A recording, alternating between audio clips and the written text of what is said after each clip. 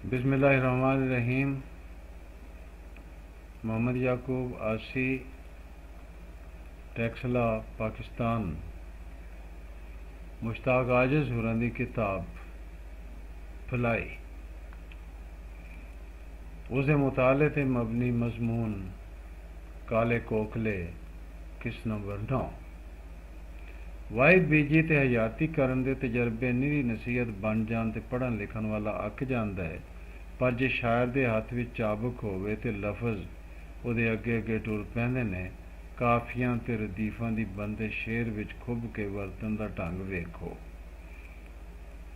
वत्तर आण तो पहलों जिमियां वाहिए ना, कणकां छोलियां नाल मकइयां राहिए ना। सक्कियां वीरां कोलों घुंड नहीं कढीदा, बाबल सावें सिर तो चुन्नी लाइए ना।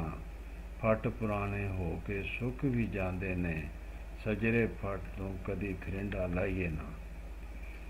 बाबे होरां दी चाबक दस्ती दियां मिसालां किन्नियां ही नज़मां गज़लां विच भरवां लुत्फ दे जांदियां ने। नज़म कवेले चेते, टप्पे दी किस्म ड्योड़ दा बड़ा वधिया नमूना है ते मजमून अफरीनी वेखो।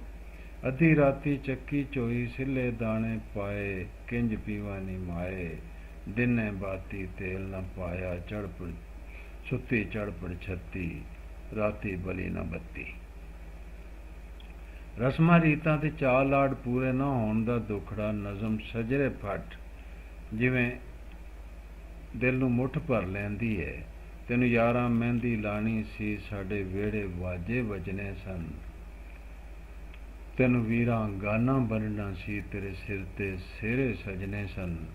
तैनूं फुफियां जोड़ा लाना सी, गल हार फुल्लां दे पाने सन। अजे रल के मुंडियां कुड़ियां ने तेरे गाने सेरे गाने सन। नच नच के भैन नमाणी ने अजे वाग फड़ाई लैनी सी। गा गा के डूमा डूमनियां घरां वधाई लैनी सी। किसे मामे चाचे मासी ने तैनूं लाड़ा बनिया तक्या ना। किसे आस दा बूटा फलिया नहीं, कोई रीझां दा फल पक्या ना। मेरा यकीन है भी किसी भी तहजीब ते सकाफत दा मुढ़ बंधन विच दो चीज़ां दा किरदार मुढ़ला हुंदा है, एक मजहब ते दूजी जमीन। जुबान दी सांझ जमीन विचों पुंगरदी है। इसलिए रोशन दिल ते रोशन दिमाग वाले कलमकार खास तौर ते शायर दी लफजाली इन्हां तिन्हां चीज़ां दे आल दुआले घूमदी है। तिन्हां विचों एक रिश्ता भी माठा पै जावे ते शेर झस नहीं लैंदा। दूजे पासे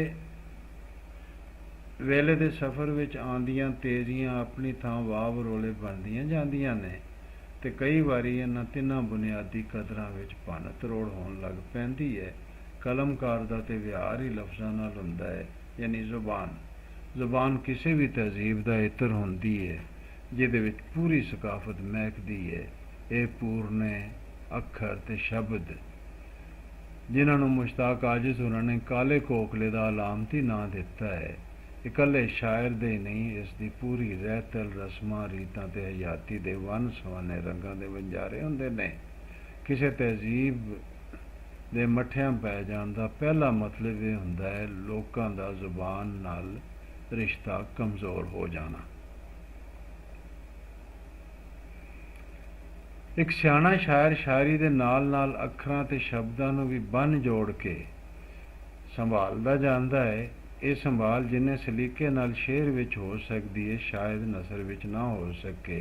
क्यों जे शेर दी लज़तकारी नूं कई कई शेर पूरियां पूरियां गज़लां ते नज़मां याद करा देंदी है, नसर नूं इस तरह बहरहाल याद नहीं रखिया जा सकता। मुश्ताक आजिज़ होरां ने सकाफत दे इस इत्र नूं अपनी शायरी विच पूरी तरह संभालण दा सिरबंद कीता है ते उहदे विच कामयाब भी रहे ने। खास तौर ते किताब दा दूजा हिस्सा सूतरनी अट्टी इस विरसे दा अमीन है। आओ उन्हां दी शायरी विचों कुछ सिर कढ़वियां वणगियां दा स्वाद चखीए।